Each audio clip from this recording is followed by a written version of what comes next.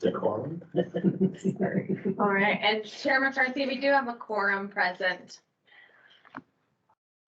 All right, because of that, I hereby call this meeting to order.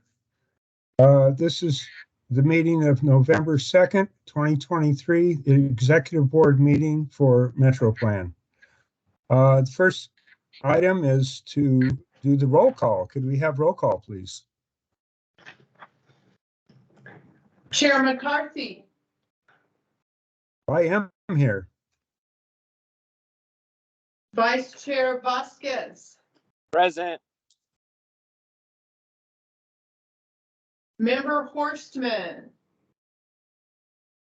And she noted that she would be excused today.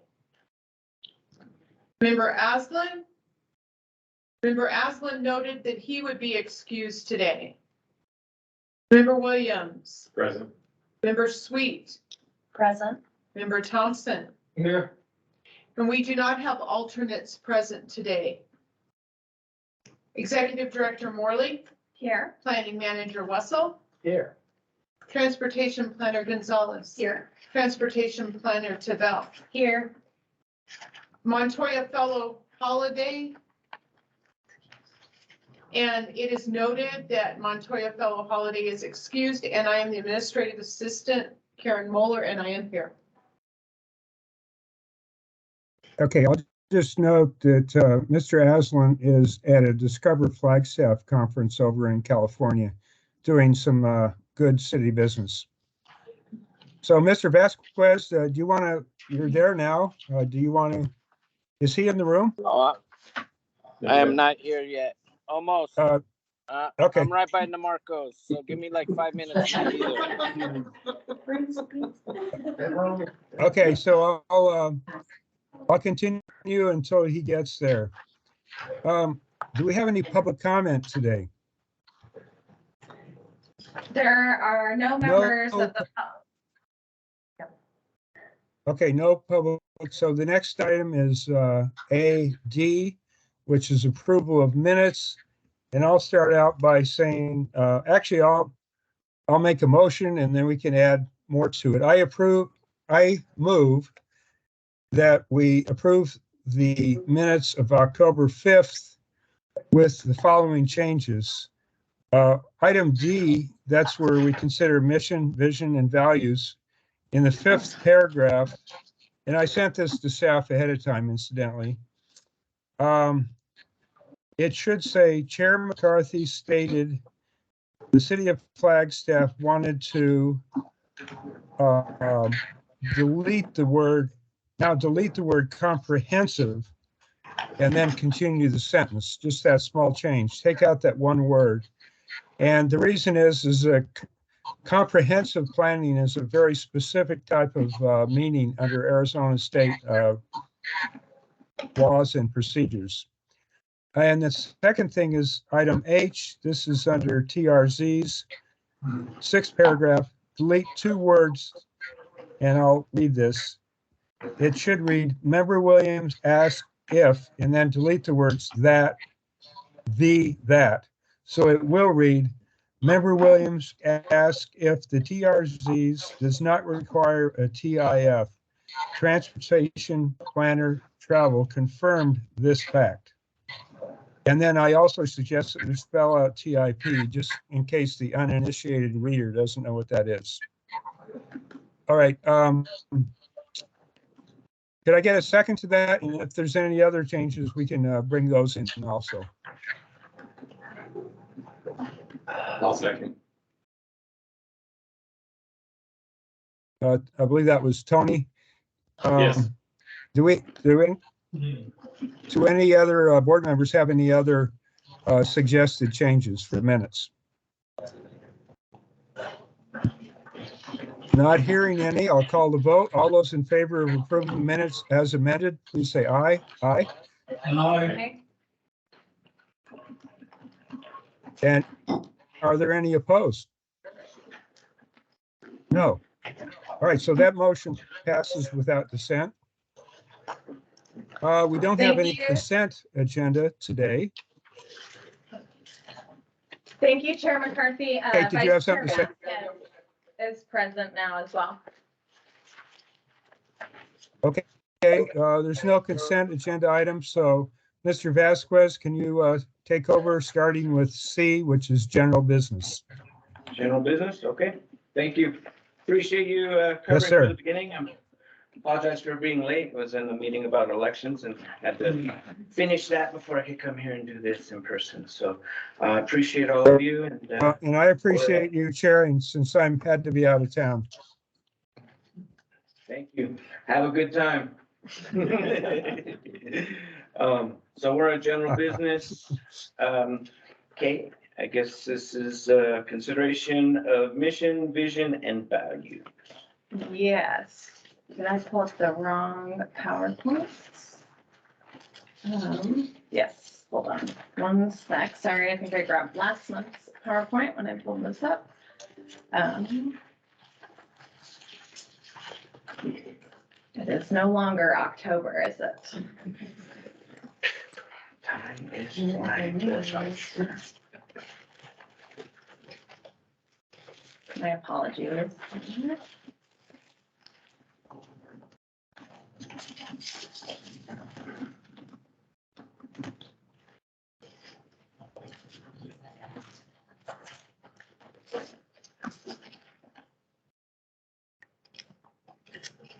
Taking just a moment, Chair McCarthy, to get the PowerPoint up. Did we want to acknowledge Keith's? That's fine. Take your time, Kate. Okay. He wasn't there. Did he just come? Yeah, I think so. Okay. Gotta get the right order of operations here. Visitors. Husbands.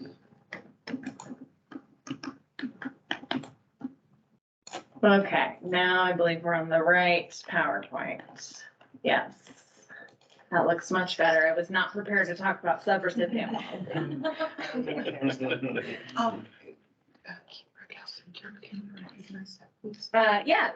We do have a guest online. Keith Breckus with Coconino County has joined the meeting as well, so the board is aware. Okay, so consider mission, vision, values. You may remember from last month that we had a conversation about updating our mission, vision, and values to really be more clear with the public about what it is that MetroPlan is doing in the community and what our value that we bring to the community is.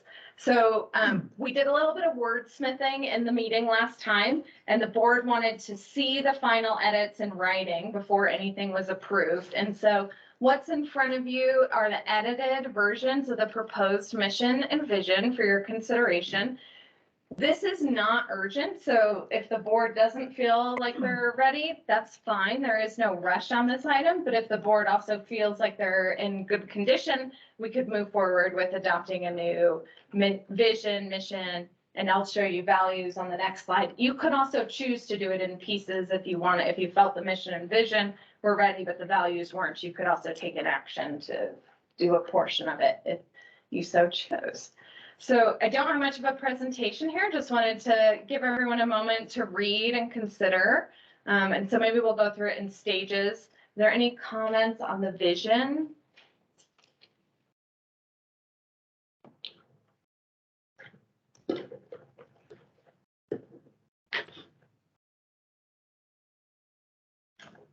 And then any comments on the mission? Oh, go ahead, yes. Yeah, I was just saying, I think the one word that I see them maybe missing from the vision is connection, like connecting. We're talking about a region and we're talking about, you know, not just a Metro Flagstaff, but a larger region.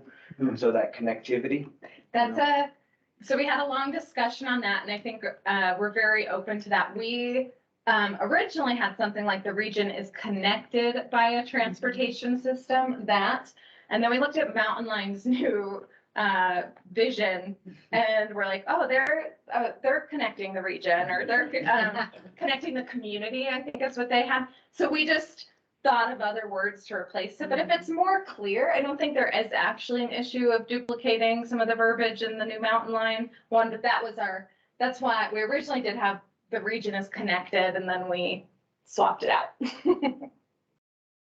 But maybe you could put it and prioritize the well-being of people and then prioritizes connecting people, their well-being with the environment or something to that effect, so that it shows that like we prioritize trying to bring people together. You know, so kind of the same thing with down here in the mission would be something to the effect of collaborative priority setting, but with our regional partners or someone who are referring to when we're saying that. So because we know who's on MetroPlan, but the community or other folks, they have no clue what that means. So that way we can at least people see that when they read our mission. I don't know, that's my 2 cents. So Vice Chair Vasquez, Sure. at the beginning of the vision makes reference to the join together. Mhm. So is that different than connected or connecting? Because the region is joined together by a transportation system that prioritizes the well-being of people and the environment. Yeah. It seems like it Yeah. connects all those things, but. Yeah. I don't think we need both words. I Yeah, need one or the other. I like it the way it is.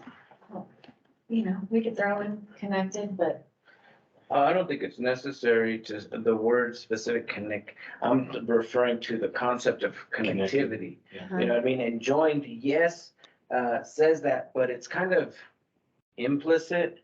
And I'm kind of looking at a way to say it explicitly, because when we're sharing this to the community and we're sharing this to people that aren't in the transportation world, they're gonna have no clue what we're talking about. We want to be explicit of this is what we mean when we're talking about connecting our communities. So I'm not stuck on the word connected or connectivity or I'm thinking more of that concept sticking out from the verbiage we do use. We could, I'll make a quick, Question. I do have one. We have, we're working with other nonprofits, Lady in Black staff, maybe NAU, state and the county. So how many transportation systems are there? oh, that's a really good question. There's a lot of I mean, different, I think, Yeah. I'm kind of understanding where Ron was saying that we need to connect all those together. Mhm. Again, my 2 cents there. Any other? Oh, I was gonna say we could say the region is connected by a transportation system that prioritizes, or we could say, the region has a connected transportation system, if that's it. And if it's not ready, we could also bring back more options at a future meeting as well, or have a larger discussion. I know we've drafted a lot of things behind the scenes to bring forward, but if the board wanted to do more of a workshop, we could also do that. we're missing 2 key members. Probably more. I'm just thinking of Aslan and Horseman. Yep, They're not here and I really feel that they will want to have a say in this. yep. So it's good we discuss it today, but I'm just throwing it out there. And maybe the vision doesn't need to change, but the details of that connectivity or those transportation systems could be mentioned in the mission. Mhm. can I make a quick comment, Sure, Chair McCarthy. Vice Chair? I think we could change it to the region is connected by a transportation system and take out the word connected would replace 2 words and shorter is generally better. So I like that idea. So the region is connected by a transportation system. And as far as how many transportation systems we have, like the bus system, the freeway, all these systems, they're really all subsystems of the system, the transportation system. So I think that part is okay. But it does kind of sound like we need to probably bring this back next time. But everybody should give their ideas, which we're doing. So I'm done. Thank you. Thank you, Chair McCarthy. Anybody else have any suggestions or comments? We are gonna move forward, not make any decisions now. So this is just comments to get in the minutes and kind of get those ideas flowing. Is there anything else anybody would like to throw in for the vision or mission? No? I hear crickets, so I take it that means time to move on. Okay, no worries. Well, please, I know you'll have those in the minutes and Mhm. we can continue that conversation. That sounds good. We did have some proposed values as well. They're up on the screen. These have not changed since the last time you saw them. But again, I think we can just wait and do this again next time. If you think something is missing in our values, again, this is the why we care about the transportation system or why the transportation system is important to us. What about it in those ways? Not so much the values of how we behave as an organization. We do have guiding principles that are more along the lines of treat people with respect, those kinds of things that guide our behaviors. So when this was presented to the community, it would say just MetroPlan values. Mhm. Yeah. And then my question would be, is there any, are any of those values in any way prioritized, or are they in that order for a certain reason? Or is there another way to reshuffle those values, but to make it like easier to read or, more succinct? Mhm. They're not intended to be in any order, though, at the last meeting, Chair McCarthy did ask to move public support up just because he felt like, I think it was the second to last item on the list. He felt like that was important to show at the top, even though it's not meant to be a prioritized list. Okay. Yeah. Any other questions, comments?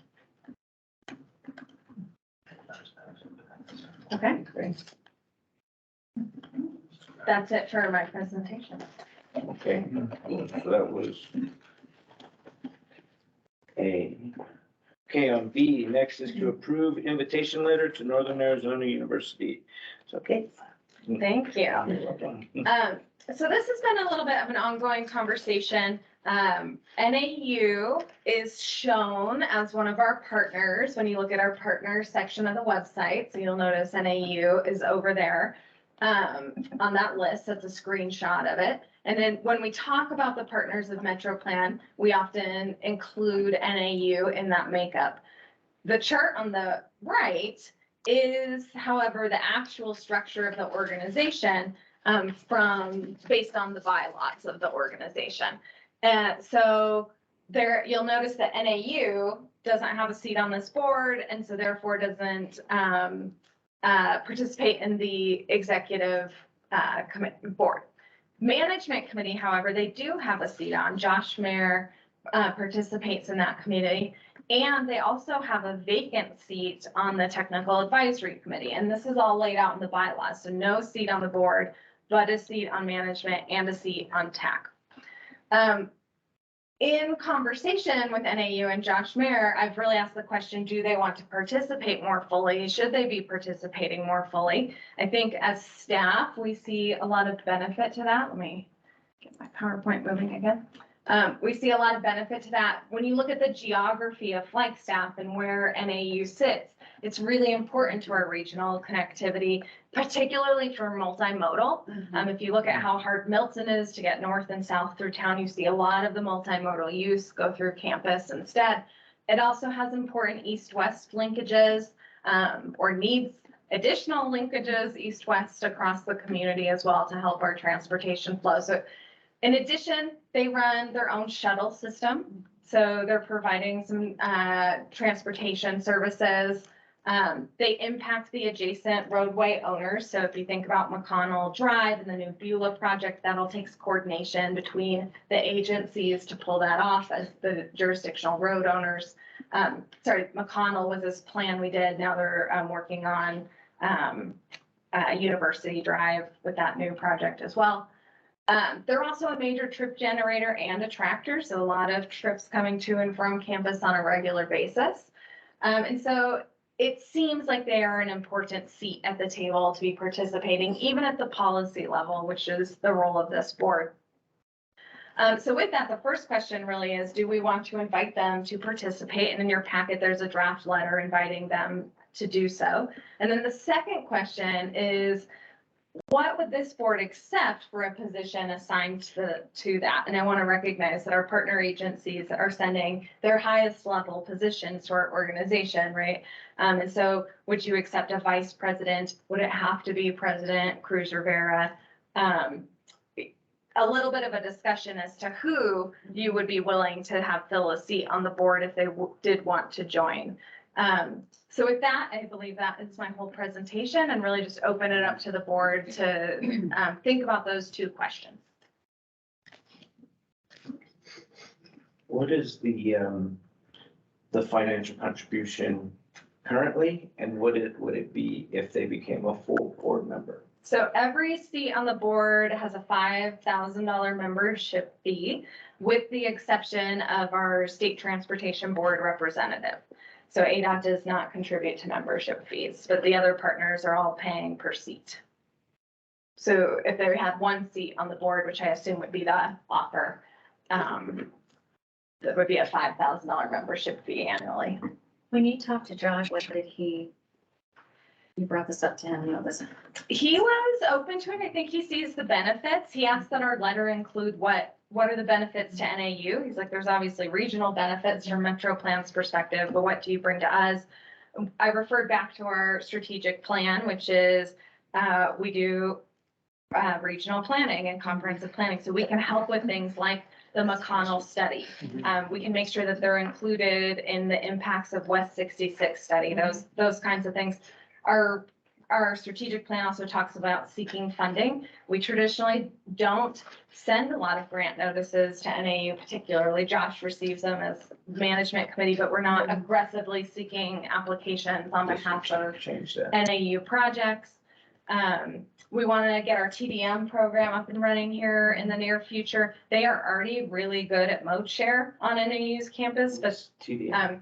thank you, our transportation demand management program. So that's the programs such as demonstration events, you know, biking, walking events, and maybe road closure demonstrations, those kinds of things. So NAU, you know, we'd coordinate better. It's not that we would leave NAU out of discussions today. It would just have I think a greater emphasis to have them involved in those things.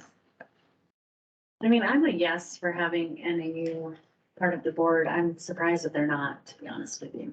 So I think it makes good sense. I have a question. So, trying to think of what the difference between representation from NAU on the board and representation from the hospital on the board. Like, if you look at it as a area agency, similar size, or like where the precedent that this sets for other organizations in the community to feel like their voice needs to be present at this table, I think would need to be taken into account. I just don't know how that's been, or how that's viewed as relation to this particular board in the past. And I know that NAU has representation on Mountain Line Board, and I know that the Mountain Line Board representatives, both from CCC and NAU, is the president's, and they delegated that representation to an executive officer from the college to serve in that role. So a couple things to consider. I'd be interested in wanting to know how what Dr. Cruz Rivera would think. Josh Mayer is certainly a very important voice in that process because of his other experiences on these groups. But I personally see that there would be value, but I'm just playing the devil's advocate role here to question where does the line get drawn. I agree. I think we need to kind of tease that out a little bit. And my question is, what is the value to them and what is the value to us to have their representative in the work committee? What are the other groups that are on that committee? Because I'm not sure who that is. Because then that might answer part of your question, which is, you know, how does that set precedent? Like if the hospital's also on that committee, okay, well now what you're saying is a lot more viable, or, you know, but if they're not, but at someday join there, if that precedent set, is that the process to get a seat at the table? You know, you have to go through this committee, and then, you know, once it's determined that that value reaches a threshold as NAU does, then we can consider you. Those are great points, and we could go back to our technical advisory committee. Management committee did have this conversation. No one had any concerns, but we haven't had a technical advisory committee. Technical advisory committee is more the engineering staff level of our partner organizations for the most part. So at the city, it's Jeff Bowman. At the county, it's Nate Reisner and Jess McNeely. And Michelle McNulty as well. I think a big difference for me is that our partners all operate or own roadways. And so NAU fits that category as well versus the hospital or other people who just wanted to join don't own or operate transportation systems. The other entity that, has been in my mind of should they have a seat at the table is FUSD, Flagstaff Unified School District. But again, they're operating a bus system. So it feels a little bit different than just letting other entities join the board. But I really appreciate the comment about what are our safeguards for that so that the door doesn't open too wide.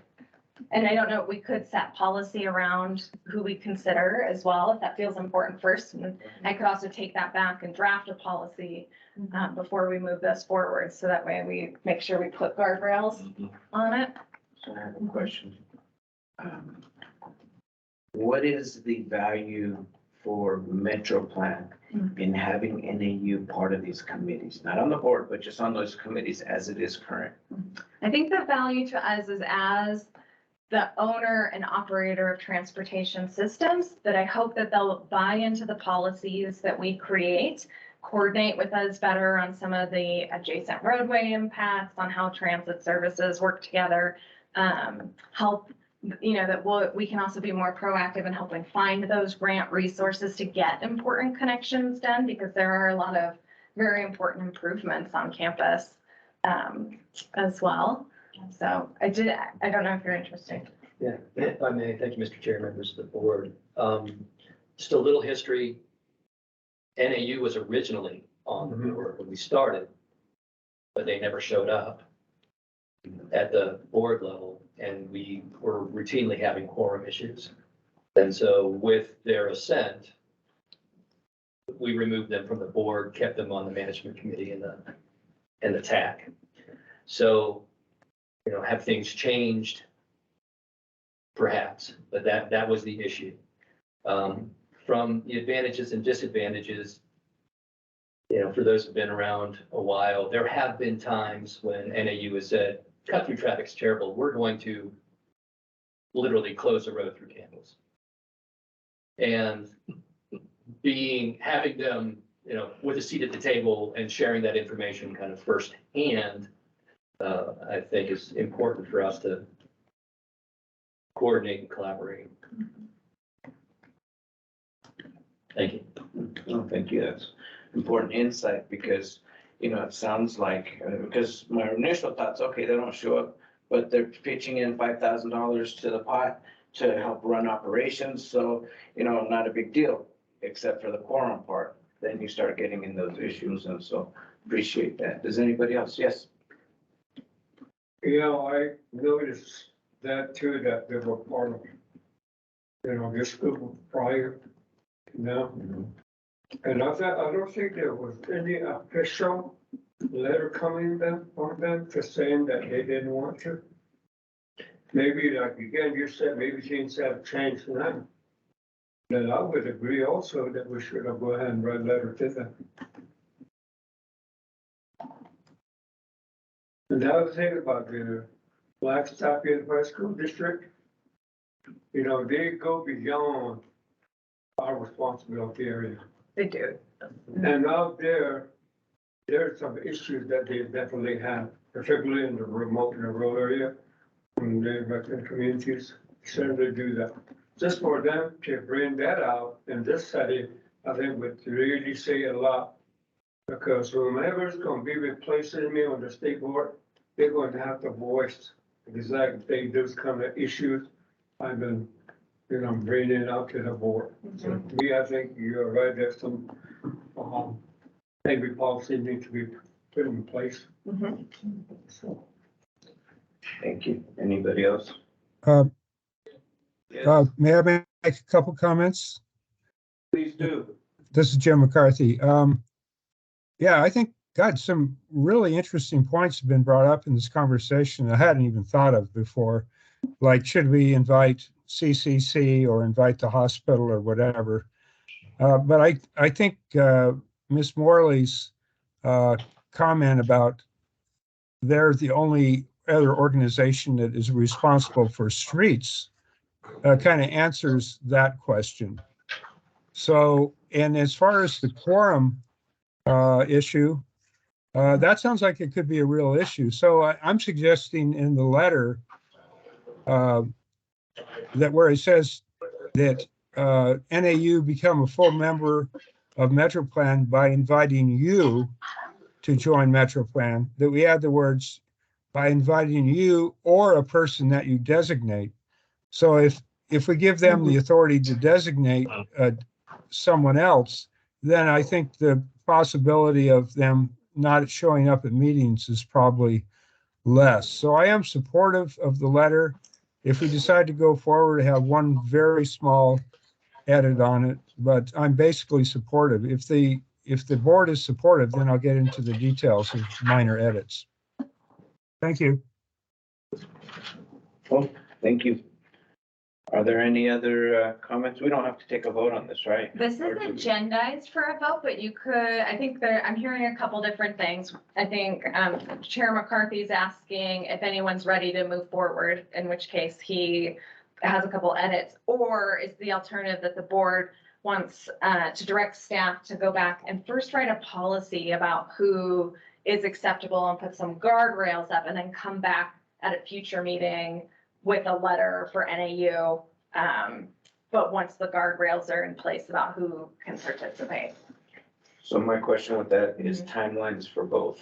Like, what are we talking about? If this letter's ready to go, you know, when are we looking to have them join? And if we wait to do policies, how long is that gonna take? And then when are we looking for them to join? I think we could bring a policy back at the December meeting. I think it could be pretty short and simple around operating and owning roadways would be the direction I would go unless the board has additional feedback for me. And then in that case, we could just agendize them in order. We could adopt the policy and then approve the letter. So I think we could do it at the December meeting still. There is no rush or urgency to have them join the board. So I don't feel like there's a hard deadline we're trying to meet for a particular project or effort. I'm just trying to get a sense of what the plan's timeline is for if we want them to join us, because I know which meeting was it? It was at the Alliance meeting. They did their, I believe it was their 10-year strategic plan where they were talking about, you know, by Milton and some of these areas. And it sounds like they already have some things in mind. And so the sooner we can get them on Yeah. board so we can hear it directly from them, the better. You know, and so I appreciate that there's no hard deadlines, but I would say for us that really prioritize it to get them on board, you know, relatively soon. You know, as in, you know, 3 months as of 6 months type thing. You know what I mean? Like, because they seem to accumulate really fast and it goes from January to November before you know it. I feel the same. I think maybe if you can do the policy and the letter for December, that would be my thoughts. Okay, so table the item till the next meeting, essentially. Yeah, let's do it all. Okay, I'm okay with tabling it. I'm okay with tabling it, and my minor edits, I'll just send to staff, and it won't waste time at this meeting. Sounds good. And I like what he proposed. Yeah, what does tabling mean? Postponing it. Yeah, I think we do have a set of policies or regulations that we need to move on. So what does that mean? Table means we're done for it until another several. Yeah, we won't vote on it now. Yeah. We'll vote on it in a month's time when they bring us the policy and the final draft of the letter. okay. Yeah. Yeah, everybody okay with that? Okay, good. Next, consideration and adoption of the 2023 participation plan. Mentia Gonzalez. I'm having a rough day today. This is an action item for today, so I'm gonna start off with just a few reminders before we move into that. Next. Great, thank you. So the public participation plan guides MetroPlan's public involvement activities to ensure a proactive process, allowing the public to be involved in all phases of transportation planning. This document really establishes the methods and sets expectations for quality public outreach, not only for us as staff, but for the public as well. And this update is based off of the 2015 version. Obviously, a lot has changed since then, especially in the way people communicate and how we engage with folks. MetroPlan has also established our social media, and more importantly, this update also better responds to our Title VI plan and our key performance measures as part of the strategic work plan. And this is a federally required document. However, we do not need to formally submit it to ADOT or FHWA, but we do have to have it available publicly on our website. And of course, as part of this requirement, we did have to have a 45-day public comment period, which you all approved back in September. So that was from September 8th through the 23rd. Next slide, please. Great.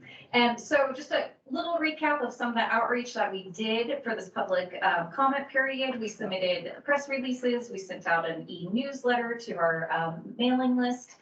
We paid for some social media boosting. We reached about 2,000 people in our community. Only 48 people clicked on the link to the actual plan, and no comments were received. So hopefully that's a good thing. Next slide, please. Great. And yeah, that was my really quick update on this item. Like I said, it is an action item today. I will point out we did have just a couple of edits, very minor edits, a couple of words that were misspelled and a formatting issue that have since been rectified from the version that was in your packet. Are there any questions, comments? So I have a question. Sure. What was, online, you only had 47 clicks or 46 clicks or whatnot. What were the in-person pieces, or was it only online? Like, that piece wasn't clear to me. And so, how many folks did you actually have participate in reviewing the plan? Sure. So it was mostly online and directing people to our website is where it was. Yeah, there weren't really any public events that it was I'm just appropriate. looking at the for us to picture, so it's send making out. me think, oh, was that part of the campaign? So, That's from previous okay, outreach, okay. yeah, for project specific, items or programs, yeah. Okay, cool. Thank you. Any other questions? No? Okay, good job. Thank you. Appreciate it. All right, next up, Are we taking action or? Yeah. oh, we do have it. You said that too. Okay, so can we have a motion to adopt MetroPlan's 2023 Public Participation Plan as presented? So moved. Second. Okay, we have a motion by Mr. Jesse Thompson and a second by Mr. Tony Williams. So all those in favor, please indicate by saying aye. Aye. Any Aye. opposed? Okay. Motion passes and you have the action you needed. You're welcome. Okay, next up is MetroPlan's Regional Transportation Model Overview. Ms. Great, thank you. So the purpose of this item today is really just to provide education to the board on MetroPlan's role in the development process, explain the benefits of doing regional transportation modeling and the limitations of it, and really to address quite a bit of public comment we've received over the last couple of months about the model and its impacts on the development process, a lot of which we want to educate the board on what's true, what our role is, and where there is some misconception over what MetroPlan's role in the design and development of transportation improvements is. So this is meant to be interactive. We have a number of slides here, but if you do have questions, please stop, because there's no action item here. It's really an educational item. So with that, sorry, that we can't see the full slides here across the screen. We tried to have IT help us, but we did not have a solution. So what is the regional transportation model? It's a tool for estimating and projecting current transportation conditions. It's also a tool for analyzing the impacts of different inputs and outcomes, how different policies will play out. You saw this in Stride Forward as we looked at what would it take to be carbon neutral in the transportation sector by 2030. It's a really good way to compare different scenarios. So our model is a high-level regional model used in things like the regional planning process to look at different scenarios and how the way we develop will impact transportation across the region. The transportation model is looking forward, right? So with any model, this isn't about our model and it's not just about transportation models. When models do their best to use existing information to try to predict a future scenario, but nobody can do that with certainty, right? I think many of us were at an event yesterday where we were looking at predictions of the upcoming travel tourism future for Flagstaff. And the guy, even in his, the presenter, even in his own presentation would say, well, based on new information today, our model has changed. And that's true for all types of modeling that are looking at the future. It's also not meant to be used for detailed design. As we said, it's a broad regional system model, and we'll talk a little bit about what people do use, not MetroPlan, but our partners use to do more detailed design. And it's not policy. We can provide information to people, but we don't set the policies. And this can help guide policymakers in setting that. But again, there's no policy associated with our model. It is just information and data. And then finally, it's also not responsible for any TIA, which is traffic impact analysis requirements or negotiations. Those are set by partners as well. So MetroPlan doesn't have a role in that. Next slide. So a little bit about the modeling process. It's quite complex, and Dave is our resident expert and really the region's expert. He trains everyone who knows how to use it. And so we very much appreciate his expertise. There's a variety of inputs that go into it. You can see on the left side, things that we think about when we try to create different features. What are the housing units? How many commercial units? What are household characteristics? What are people's income? How does that impact how often they're driving? Other decisions that might be impacting their trip behavior, such as transit frequency or transit ridership. And then characteristics of the network as well. So, how connected is it, et cetera. So we put all those things into a model in different areas of town, or TAZs, right? Little chunks. And then the model is used to help develop trip generation, how people go in different ways, how many people use different modes, and ultimately comes up with a variety of outputs. We'll talk about those outputs in a minute, but we work really hard to collaborate the model, we do collaborate, but we also calibrate. So we work really hard to calibrate the model to existing conditions. And so you can see the chart on the top left is the results of our model. And then when it says streetlight in the chart below, you'll notice those charts look pretty similar. One, the streetlight data is cell phone data. So we can check and make sure that the things we're doing look good.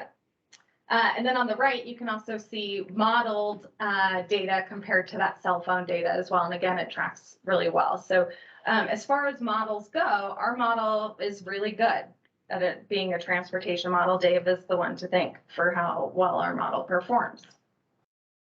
So how does this fit into the TIA process, which again is that development process? So thinking about particular development projects like what student housing is expected to build, or a new subdivision, or the hospital project. These are all things we sometimes get comments on, but also not quite a TIA, but very similar, are the capital projects of the city of Flagstaff or others such as the Butler Fourth intersection.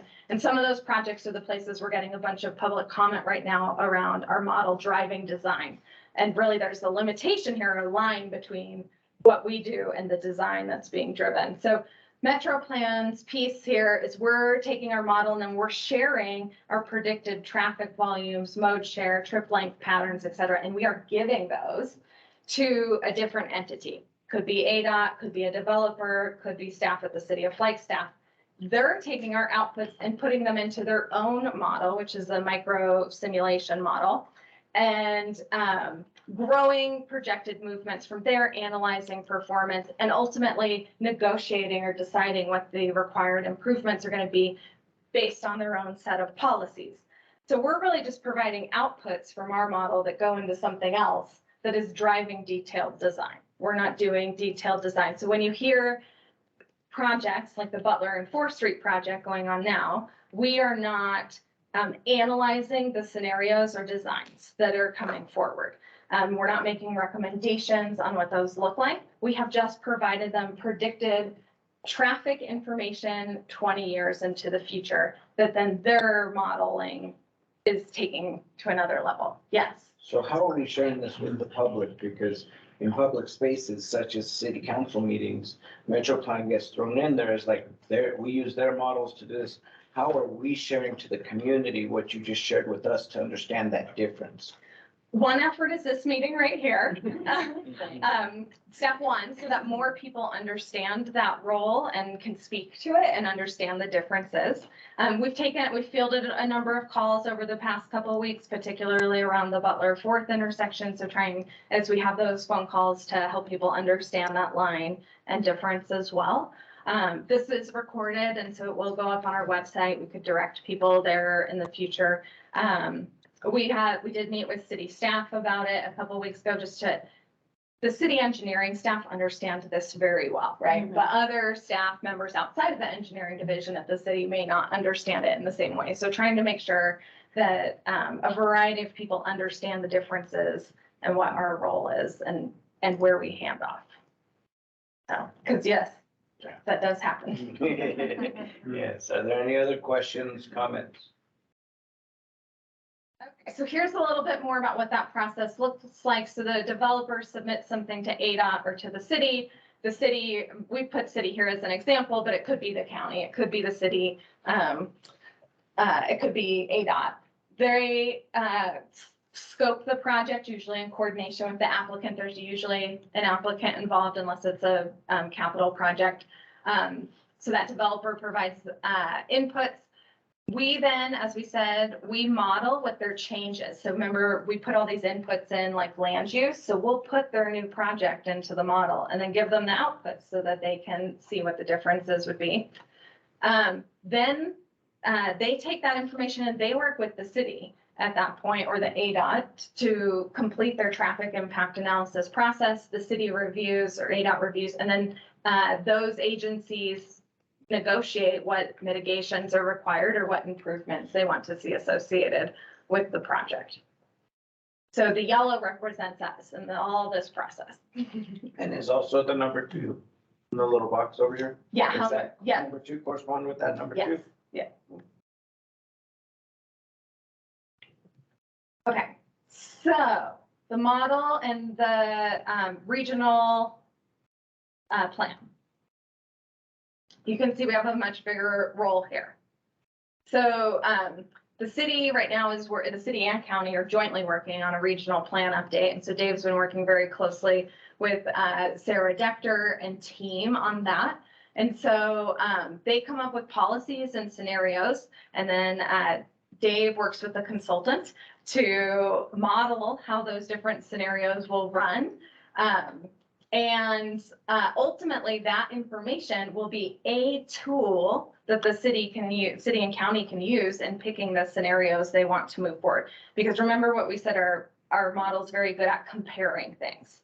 So we can compare a low density scenario to a high density scenario very well and show what the different impacts of that would be.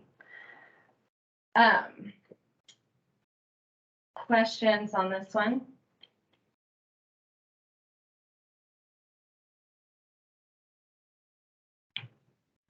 Okay, go ahead. Is this ever shared in some of these projects with the public? If so, how? I believe this slide was just made yesterday, correct, Dave? But I need this information. Not typically, in the public perspective, I think the city and county are seen as leading the regional plan process, and MetroPlan's a little bit more of a backseat player. We attend the stakeholder meetings, so people who are at the regular events understand what MetroPlan's doing, but I think from the public perspective, I don't think people look to us as having that role. Thanks, Brendan.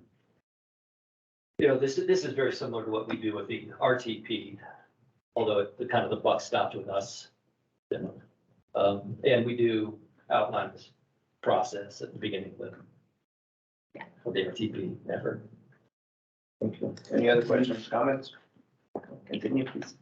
Okay. So why model essentially? What are the benefits? That's the word hidden there. Benefits. So again, that we want to inform policy and programming decisions. So this is an input or a tool that you are considering as you think about what your land use scenarios might be, for example, or what different design scenarios are.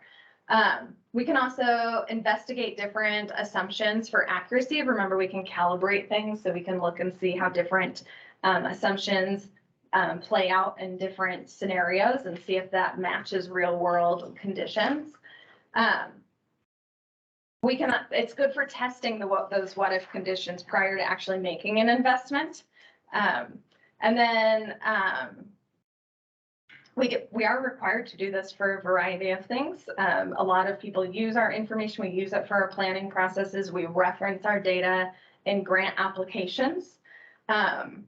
So those are all benefits of modeling, again, setting policy as well.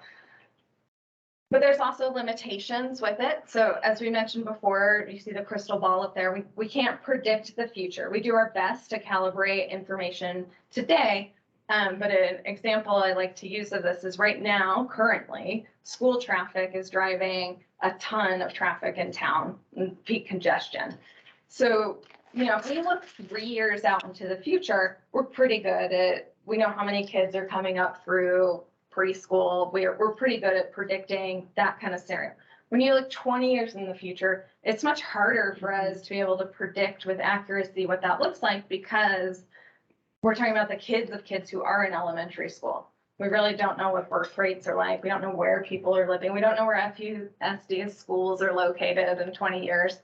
And, have they changed them? Have they swapped a middle school for a high school? These are all things that occur, right? But we do our best. And it's calibrated well to conditions that are occurring today. We also can't account for all human behavior. So we all experienced a pandemic that was unanticipated and changed the way people behave. Former council member Nat White once told me that he likes to drive around West 66 instead of over Cedar Hill because he saved a little bit of gas. He figured out that was better than going up and over. So we can't account for those kinds of things, right? I like to drive over Cedar Hill versus go around because the view is much nicer. But we can't always find those little nuances for the reasons people do things. Intersections, that's very detailed. That's not the intent of our model. So that's why people put these things into the micro simulation analysis and go from there. We do our best to keep our model current, but it would be impossible to keep it up to date every day, right, Dave? So we do major updates in about a 3-year cycle, but also do update with the new developments when people are making applications. And then that last one kind of gets to, I think the limitations are really the more you can stay in a tight time frame and a broad perspective, the more accurate we will be. The more you try to narrow down to turn movements or look 20 years into the future, the less accurate we can be. That is not a commentary on how good our transportation model is. Our transportation model is very good. It is the nature of modeling. Policy. So we mentioned we don't set policy, and you may have seen a chart like this before with level of service colors. It's just one example of policy setting that you see in transportation. So our partners set their own parameters on what outcomes they want to see or what performance they want to see out of their models. So for level of service, for example, what level is acceptable changes across the country? Each jurisdiction, each city jurisdiction sets their own. Some places, a lot of people like to look at this like a grade, right? A is good, F is bad. That's not necessarily true. Depends on what your goals are. Some downtowns, for example, have said we actually want people to be driving slow, shopping in windows, congested roads versus the blown out street, which is a level of service A. That might not be the character we want for our community. Empty, wide, that's not always the good answer. So I think it's important to stop thinking about it like a report card and just thinking about it. What it means is what you see on the right. It's really just a level of delay, vehicle delay, how many seconds you're waiting. And sometimes that might be what you want because you want a vibrant feel and not the empty road feel. Overall performance by movement performance is also something we don't set. So what this means is, I would say, I think historically, most jurisdictions looked more at the level of performance of an overall intersection. So they noodle down into the details and they'd be like, okay, this design performs at a level of service C. More and more, we're seeing our partners do turn by turn level of service and then interpreting that if any of the level of service is F, then that is unacceptable. So a much more finite, detailed analysis. And those have very different results. As I just said, the higher level you stay, one, the more accurate we are, but also by the nature of modeling, you will also be able to have more things pass when you start to a smaller intersection, pass. You'll have more things meet your performance standards if you look at the overall service level than when you start looking at turn movement levels. And that's a policy decision. That's because if you look turn by turn, any one turn could fail it, whereas your average might still be okay. Does that, I see some confused faces. Does that make sense? Yeah. Okay. We also don't set policies as the number of years in the future to model. So the city decides whether or not somebody's going to model 3 years in the future or 20 years in the future. Again, the farther you look in the future, we generally project more traffic. And so you're generally going to have a larger intersection the farther you look out. And then we also, VMT, vehicle miles traveled, has come up for the city with climate action. Safety, we're not setting policy around any of these things. So they're taking our outputs and looking at their own policies and how well these perform against their own policies. Yeah, go ahead, Dave. I want to add just a little Sure. nuance there that I think is important. So why 20 years? Why do we try to look so far out? Well, that's typically how long a road lasts. And the idea is we want to build a road once. There's some rethinking about that. Again, that's another policy. But we don't want to be constantly rebuilding this intersection or this roadway. That's why. Thank you, Dave. Yeah. Okay. So takeaways. This is a tool that should help inform your decision making. We're really good at comparing scenarios like you see on the right. What are the impacts of doing different things, and how might that change our community? But really, I think our takeaway we want you to take is this is a piece of information for you to consider with all the other pieces of information that you're getting and how that meets your community goals and performance standards. So I believe that is what we have, and I know that's a lot, but we're happy to answer questions. Dave's obviously an expert here as well. So, Any questions, comments? I have a comment. Chair McCarthy. Should I go ahead? Thank you. I read this in detail. I think it's a very good report. I did have a series of suggested changes, and Kate and I went over them a couple days ago. But I will say that they're all, just to clarify, they're, typographical errors, formatting, to make it easier to understand, nothing of substance. So I don't need to bring up any of those now. They're all just routine, minor things. But overall, very good report. And I'll thank all of the staff that worked on this, Dave and Kate, I presume, and maybe others. But anyway, thank you.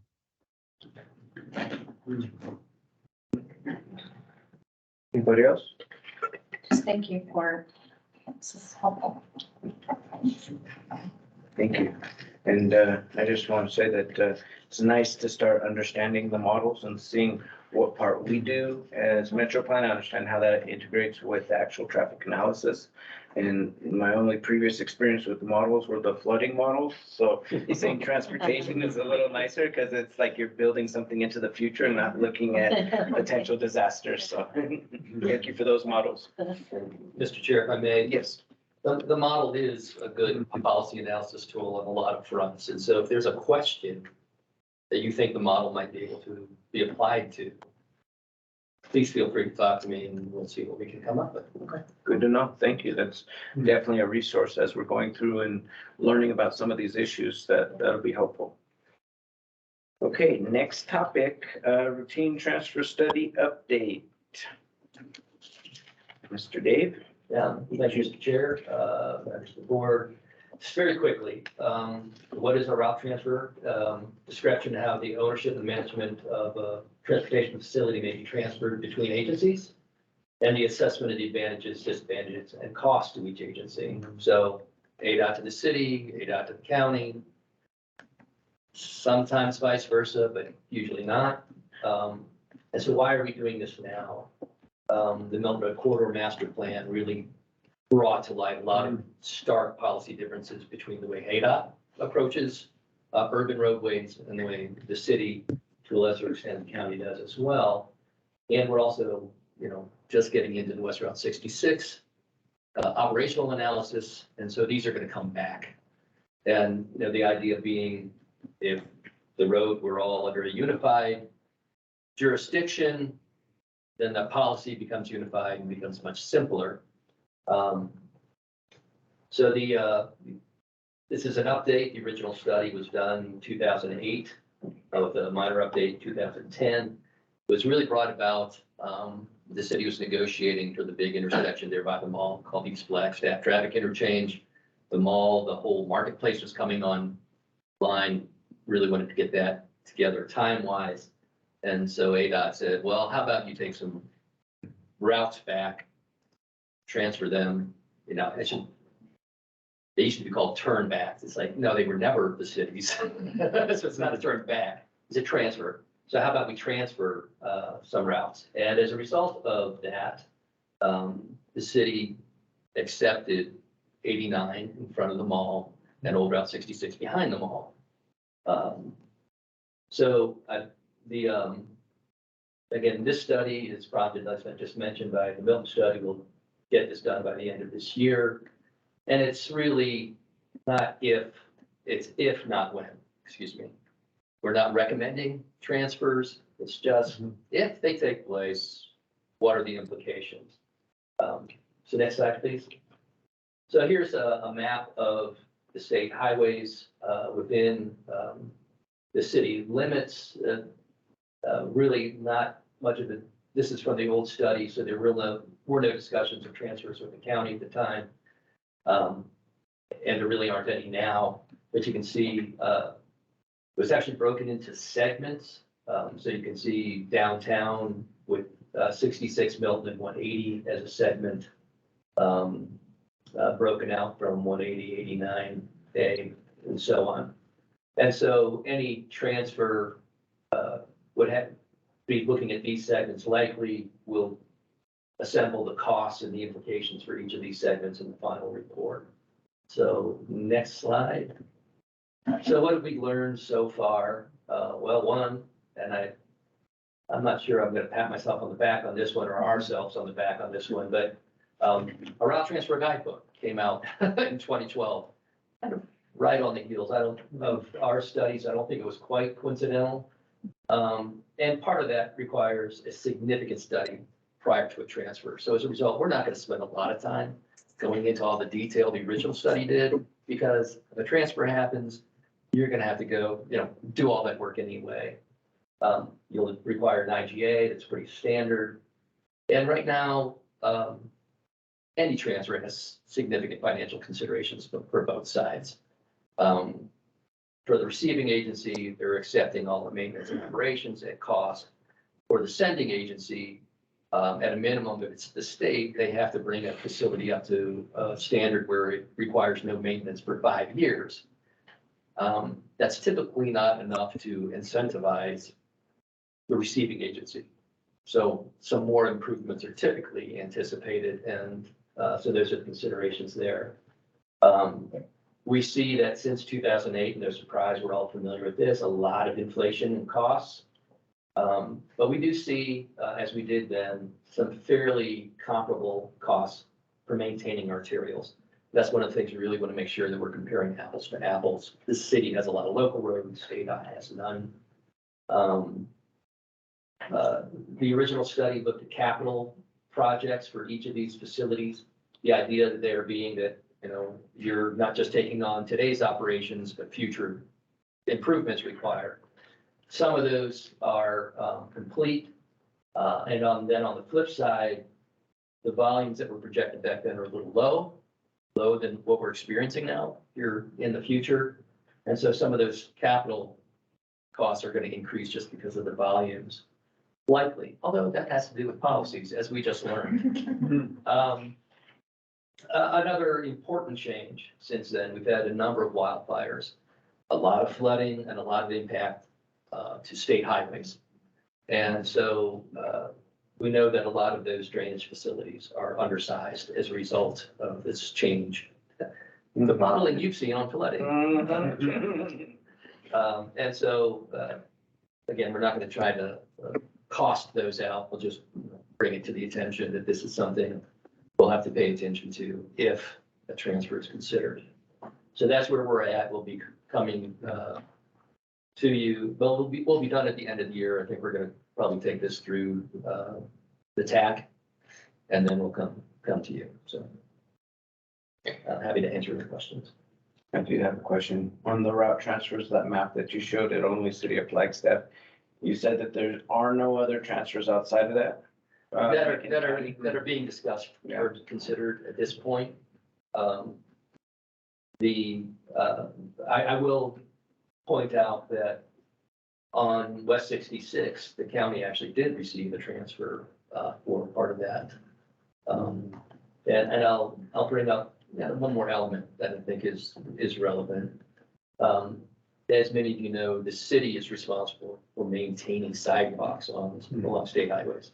Mm-hmm. And so a interim step, short of a full transfer, can be take on more operational responsibilities. Mm-hmm. One of the policy differences is how do you treat bicycles on state highways. The state policy is if you want bike lanes and bike markings and bike signage, the jurisdiction will maintain those. And so there are other operational issues. I think Scottsdale maintains traffic signals on state facilities. So we don't have to go full transfer. Any questions, comments? Well, as my only comment is that I would be interested in seeing a map of Metro Flagstaff and the roads that are assigned to, that are Coconino County that may be part of that. It could be part of the Yeah, just to kind of have an idea of what that looks like, because right now, this map is great. I got an understanding of how it impacts the city of Flagstaff, but there is Metro Flagstaff in the county responsibility, so I would like to be able to understand that as well. Okay, Individual. thank you. Thank you. All right, any other questions, comments on this topic? Okay, thank you. Local match option cannabis tax. Ms. Sandra. Thank you, Mr. Chair, members of the board. So just to refresh your memory really quickly, I was hired on a 5305E grant to grow local match because of the bipartisan infrastructure law, which has increased federal transit dollars by 40%.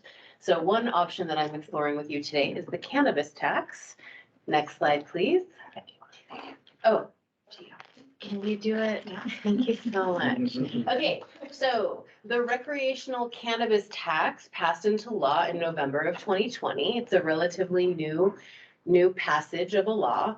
And Arizona collects 16% of recreational cannabis tax in addition to sales tax. So far in 2023, $182.3 million of tax dollars has been collected due to the recreational cannabis law. Now, what do these revenues pay for currently? So 33% community colleges, about 31% public safety, that's police, fire districts, and first responders, and 25.4 goes to the highway user revenue fund, 10% goes to justice reinvestment, and less than 1% goes to attorney general. Those last two are to redress people that have been criminalized for using recreational cannabis.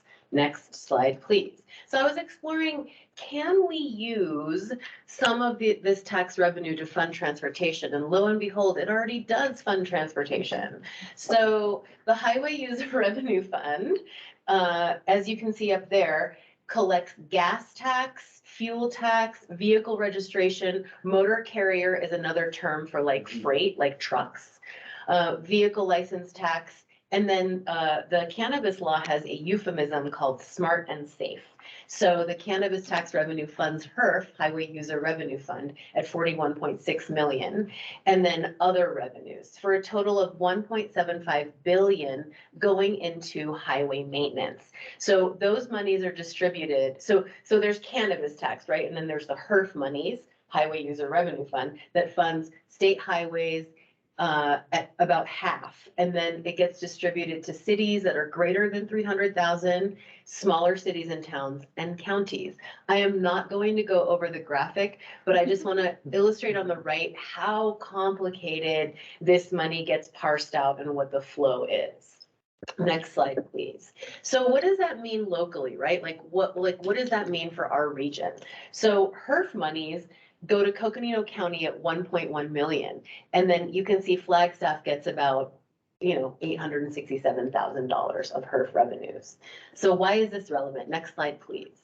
So in my explorations of growing local dollars, there is this thing that ADOT does called HERF exchange. So this is trading certain monies for other monies, right? So this is a special program because all roads lead to federal projects. So federally funded projects can be expensive and slow because you have to do things like NEPA, the environmental assessment. You have to follow procurement laws, regulations. And so for smaller municipalities that are under 200,000 and under 5,000, so our rural communities, it's really hard for them to execute federal projects because they are costly and they take a long time.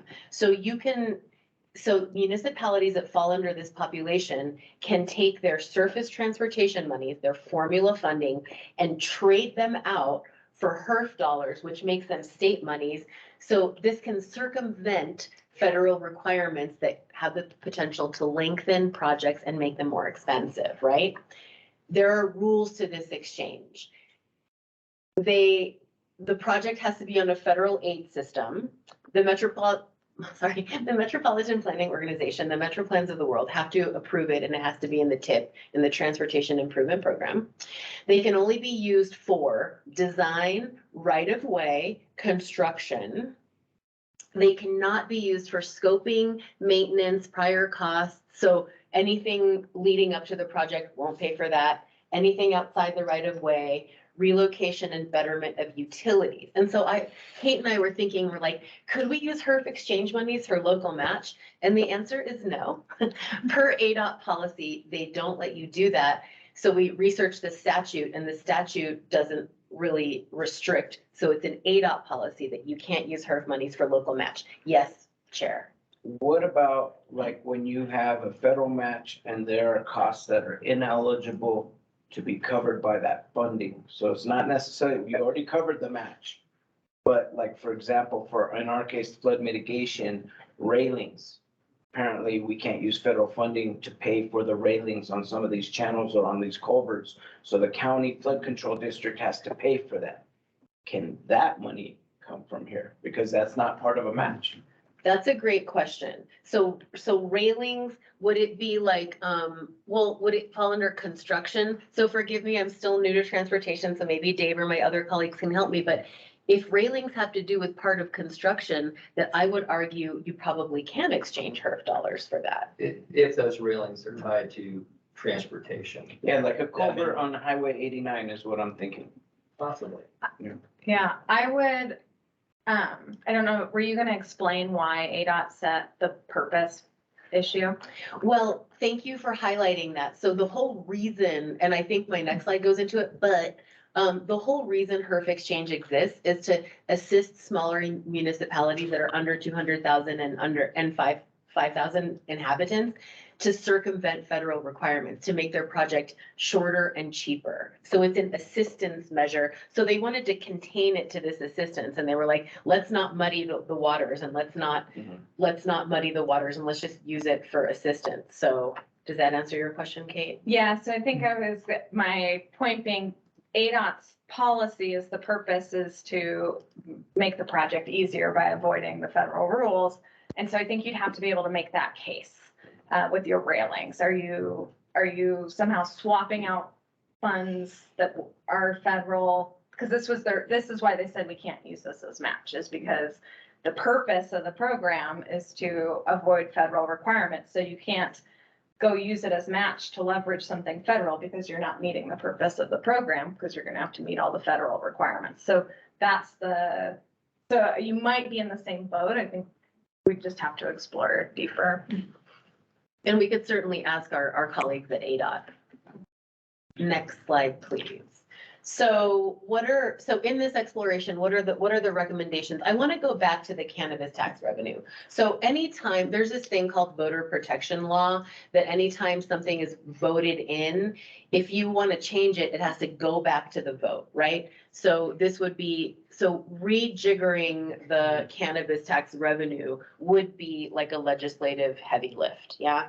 So we are softly recommending not to pursue this because of the Voter Protection Act. And then the HERF distribution, so there's an update that maybe Kevin can talk about too, is the state board chair, Gary Knight, is proposing to increase HERF dollars by taking a portion of the flat income tax and making that HERF money go further, because in my research, of the 50 states that use these fees, they don't call it HERF, they call it something else. Arizona funds 59% of their highway maintenance through HERF, and that's not enough. So we know that Arizona does not have enough dollars to maintain its infrastructure. So Gary Knight is leading this effort to grow HERF dollars. And then the last step is if people are like, wanting to change the ADOT policy or, advocate for that, there could certainly be engagement with ADOT leadership to revisit their HERF policy. So any questions or comments on cannabis and HERF exchange? Okay. I just know that this was gonna go away 40 years back, the HERF exchange. I think this is a good reason to really look into it, to how much it would mean to continue this type of program. So I think it's worth looking into it. Thank you. Yeah, just, did we talk about our own STVG status? No, that's what I was gonna add as well. So, while I think the HERF exchange, if ADOT loosened that policy and allowed people to use HERF exchange money to leverage federal funds, I think there are jurisdictions across the state that could really benefit from that. But as far as, is this something I think MetroPlan should lead or advocate for? Not really, because we're using all of our STP funds that we're allowed to leverage. So we don't have a pot on the side that we could exchange and get some big pile of match to use. So not a huge benefit to MetroPlan, but other MPOs do operate in very different ways and may have benefit to this. And Sandra's plan is meant to be a statewide plan, the grant that she's seeking. So it might not be strongly worded for MetroPlan, but it might be something optional for others to consider. Right. So for example, thank you for that. Thank you for that reminder. And NACOG does a fair amount of exchange. So there are other COGs and MPOs that do this, and this could be a long game. So all of my creative local match option research is all a long game. None of the options are sole funding. It is part of a funding schema, and it is a long game, but sometimes long games really pay off. So I just want to like tout Tampa, Florida, and Texas and Utah do amazing things with their creative local match, but they're like 5-10 years out into the future. Just one more thing I'd like to add to this, as it applies really to communities outside of MetroPlan within the county. Part of the HERF exchange, not just to reduce or avoid federal requirements, but it's also about local control. Because if it's a federal project, ADOT's going to manage it. And that comes with its own set of implications. But if you're able to do a HERF exchange, then control of that project remains under the local jurisdiction. They can deliver it themselves, which actually is good for building capability. It's also good for the local economy. You're paying local people to do the job. Thank you. That's a great point. Appreciate it. Thanks, everybody. Thank you. All right. G, 2024 financial report, first quarter. Yeah, it's hard to believe we're past the first quarter already, well past it, actually. So the first quarter ends September 30th for us, since our fiscal year starts July 1. This is a quick update of the categories that we track. So we track salary on the expense side, salaries and benefits, operating expenses, travel expenses, and projects. And as of September 30th, this is where we stood in those categories, and the chart on the right reflects that. You can see we are typically below a quarter of our budget. Not everything happens in equal increments. However, projects, I do expect that category to get some big invoices moving into the future and see that go up. Salaries and benefits is slightly under right now because we still have the vacant TDM planner position that we're trying to work through. Travel, we've done a bunch of travel in the last month, so I think next time you'll see that travel budget increase quite a bit. And then operating is about on target for where we would anticipate being. So financially looking healthy, no red flags for the fiscal year. Good job. Are there any questions? Thank you. Sure. So what quarter would you anticipate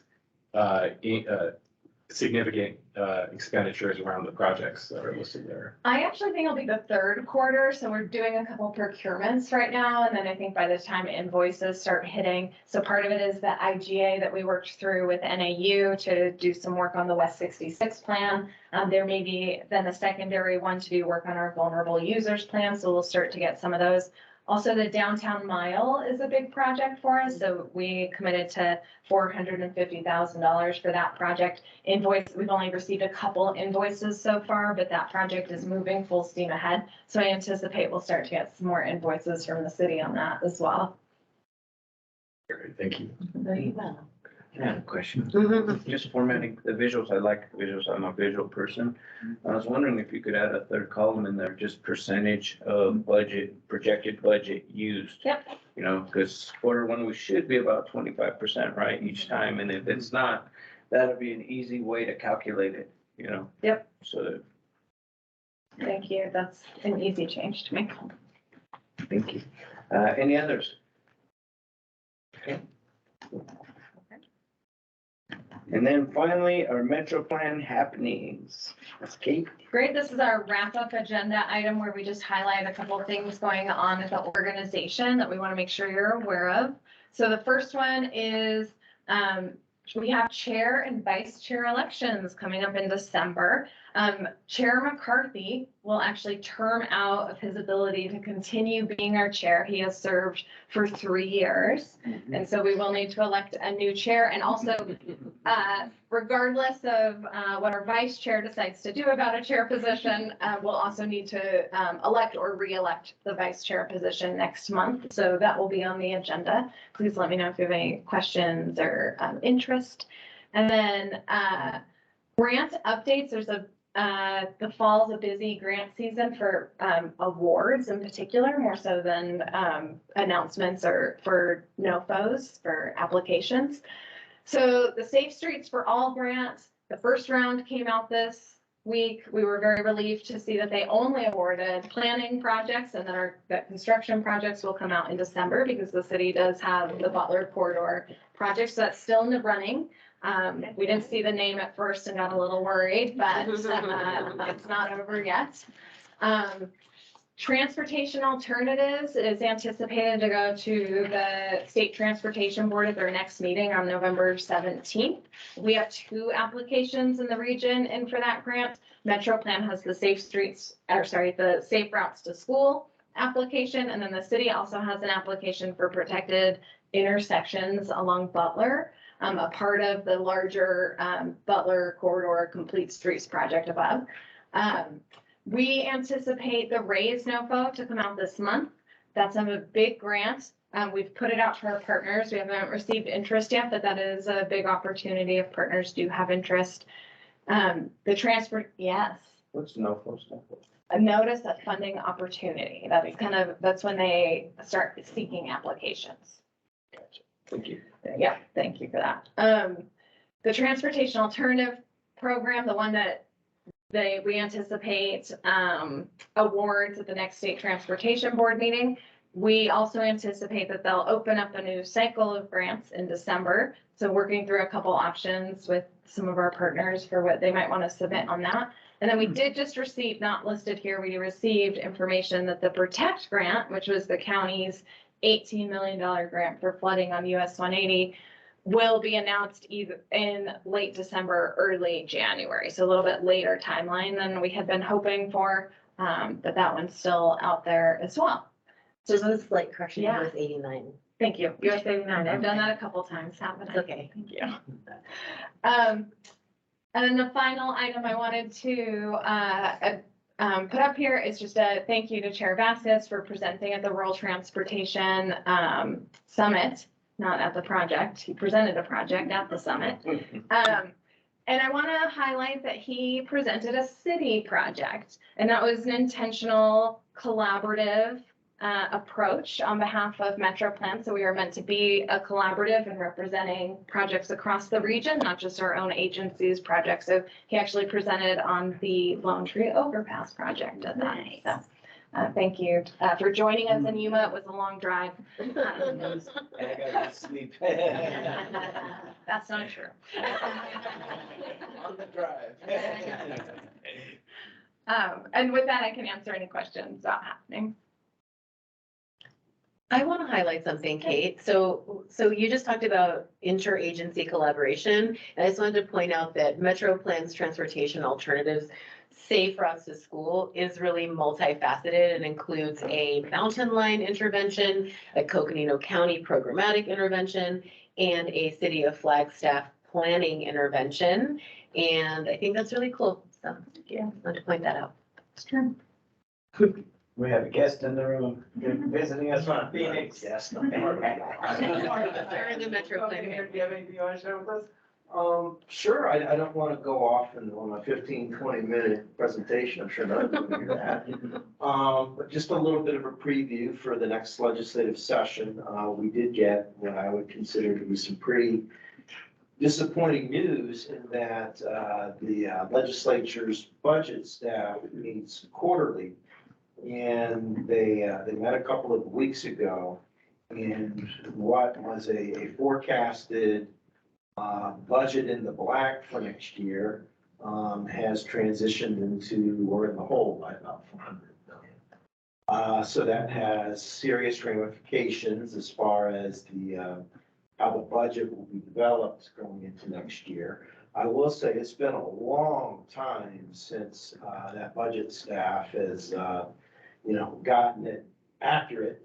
In fact, they're consistently underestimating what gets generated. I can tell you that the last couple of years, because of the federal state reactions to COVID, it created some historical revenue surpluses, over 2 billion a year. Historically, if you're 400 million in the black, that's a good year. There's 2 billion plus for several years in a row. It's the historical amount of revenue that we had to work with.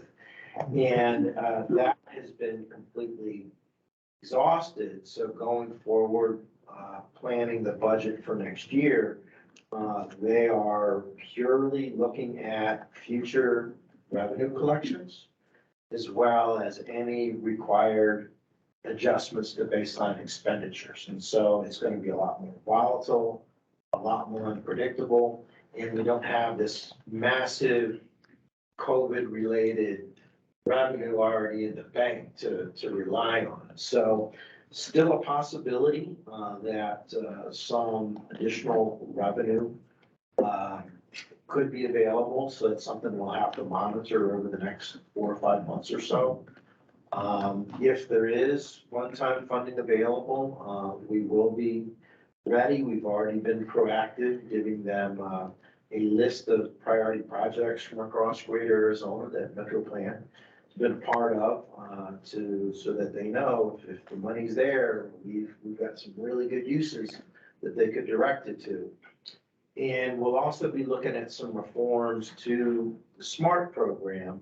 One, we would also love to see some additional revenue directed to it. But this was a very new program when it was in. I'm just thrilled that they decided to pursue it and enact it. But it was coming online about the same time that all these new federal grant programs were coming online. And it was very unpredictable as far as what the demand would be and where specifically it would come from. So I think it was that created some challenges in how SMART was put together. I think we've got a little bit better idea now. We would like to broaden the scope of eligible applicants so that it more close, or actually, so it exactly reflects those that can apply for the federal grant. They should be able to apply for the state. So that includes regional transit, it includes tribal, it includes COGS and MPOs. We are also looking at the allocations. There's been incredible demand for those pots of funding for the larger rural communities, and the interest has been virtually non-existent for the smaller. So we don't want to box those folks out. We want to give them the opportunity to pursue this money, but at the same time, we don't want unused balances laying around if there are, in fact, that there's demand for their use. And so I think there are ways that we can maybe provide some flexibility, protect those smaller folks, but at the same time, make sure that the other users have the most potential possible to receive funding as well. So I think those are kind of the highlights and the lowlights for next year. Great. Thank you, appreciate it. Thank you for being here. All right, is there anything else for the good of the order? Oh, wait, I did this. It's okay. It threw me off because it's so short right here. So, okay, so closing business, items from the board. Board members may make general announcements, raise items of concern, or report on current topics of interest to the board. Items are not on the agenda, so discussion is limited and an action not allowed. Are there any items for discussion? Okay, I'll throw something out. We're looking to have a candidate to discuss at the November 7th board meeting for the State Transportation Board for a recommendation from Coconino County. So we're to that point. So You know, that's what I was gonna ask, you. Understand that I'm hearing a little differently. As to maybe backing out a little bit, I'm not sure if that's right. So there's other candidates that will be coming to you, Yes, so. yes, so the candidate that we talked about Yeah. is actually, has passed. And so we were working on that, but I think we have the candidate, so I would just say, stay tuned, November 7th on Tuesday. Okay. We will have that discussion on the board agenda, On the county board agenda. county board agenda, yes.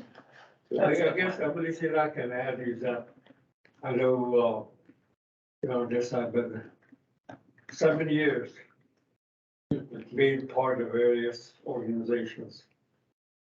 And one of the things that stuck out in my mind has been, yeah, we're doing all these things for bigger cities.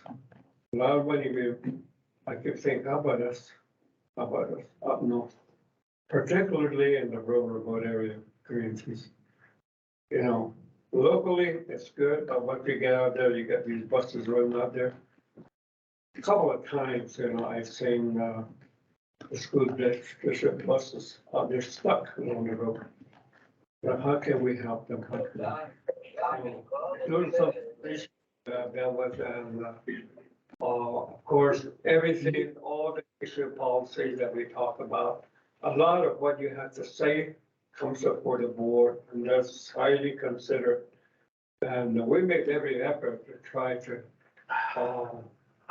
talk to, especially the rail transportation, they've been very helpful. And moving forward, how can we get more monies back into the HERF funds? But it's been a very difficult, that's situation. And I'm sorry, I just couldn't make it to the road transportation summit. That's a really good place to learn a lot. And I lost my brother during that time. I just couldn't get away. So anyway, I really enjoyed working with the various organizations and having, their own trips, Yuma, Tucson, their own trip. But, you know, was able to enjoy every bit of it. So hopefully, you know, the process goes through pretty quickly. You know, I had to go recommended by the county, and then went before the state legislative senate, site legislature, and finally to introduce it. That takes some time, given this, you gotta push it to get the legislation. And I want to apologize to you on behalf of the county, on my end, as being that point person for transportation. I didn't realize the urgency and things just flew. And then next thing you know, we're like, oh man, it's almost the end of the year and we still haven't done this yet. So I'll take that one because I'm the county's point person. I should have pushed it sooner. Didn't do so until maybe early summer, late spring. And we're still at this point where we still hadn't had that candidate. So I learned from that process and I appreciate your patience and your willingness to continue to do this job until we found someone. And I think we're there. I won't reveal more than that yet, in respect to my colleagues, but I think we finally have our candidate. So I'm excited about that. You know, I've been told about the various candidates that were supporting that, but I said, if I do that, that's not going to be fair to this individual. And then this individual, and then the next one. So I will let the chairman and the vice chairman take care of this. Thank you. We appreciate that. And just so everybody knows, like the significance of this for Coconino County is that the person's seat rotates through the counties and it's a 6-year term. So the next time Coconino County will actually have that opportunity to choose that board member will be in 18 years. Yeah, well, 17 now, because someone covered a year. I don't know how that works, but so that's why it was such careful consideration and different candidates that we thought were possible, then weren't possible, didn't line up with some of the desires of the governor's office and what direction they would want to go in. But I think we're finally there. So we should have a candidate to announce on November 7th, which is Tuesday. I believe it's a 10 a.m. meeting. Oh, the board meeting, but I think that's further down the agenda. So, Mr. Chair, could I add to that? Please, I'm gonna throw a big monkey wrench in here, unfortunately. And Jesse, first off, thanks for your service to the state and also to northern Arizona. And served them very well. I think goodbyes might be premature though. The situation that we're in right now, you know, one of the challenges when you have split partisan control of the state is the governor is having just incredible challenges getting her nominees confirmed by the state Senate. It's true of the agency directors, it's true of the board appointments. And if anything, that sort of gridlock, it's getting worse, it's not getting better. And the State Transportation Board, 7-member board, and in January, we're looking at, they are so far behind. And a lot of this is because of some earlier, you know, people resigning and things of that nature. But come January, there's actually going to be 4 of the 7 seats that will need action. And I believe yours is the longest overdue. But you're probably not going anywhere for a while as far as the state transportation. That's not true. Don't tell us that. I'm trying to. So the county, so the county's probably actually a little early with the, not late with the. Hey, all I'm saying is on the county's part, we're finally at the point where we're doing our piece. Beyond that, that's the governor's decision and the state legislatures. You know, when I went before the Senate Transportation, I was kind of hesitant, you know, just, the Senate president. And it was really surprised me when I went before it. There's the one that, you know, made a motion. I was really, you know, a little bit, hesitant of going there, but, you know, she's a Republican, I'm a Democrat, she says, hey, you know, there might be something that might The happen. key there is Republican governor, Republican senator. Yeah, That's, yeah. that's not the Yeah. case now. It's an interesting times. Yeah. Thank you for that downer, Kevin.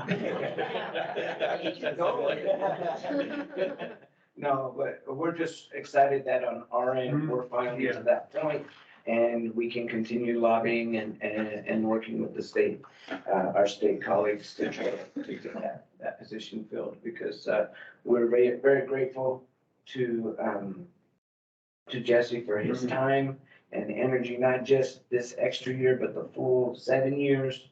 And those are big shoes to fill. We think we have someone that can do it, so we're excited. Yeah. So is there anything else? No? Do I have to read something off here? Or we good? And I'd like to make a comment. Please do, yes, Chair McCarthy. Just real briefly, from what I understand, that there's a block of House of Representative Republicans that are proposing really significant slashes to Amtrak and other infrastructure funding. So we'll see what happens there. This could mean the loss of most of our long distance trains and other transportation infrastructure could be impacted. So that's what I'm hearing from some news feeds. Thank you. I'll leave it at that. All right, thank you. Appreciate it.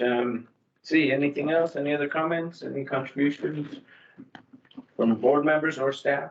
Okay, well, thank you. Really appreciate it. Our next scheduled executive board meeting is on December 7th. And with that, we are adjourned. Thank you, everyone. Thank you. Thank you. Good job. Bye-bye. Bye, Chair. Thank you, Chair McCarthy. Is that Tuesday? Well, and thank you, Mr. Vasquez, for sitting in for me while I was out of town. You're welcome. I'm glad Have safe I could make the travels. meeting. Yes, sir. Bye-bye.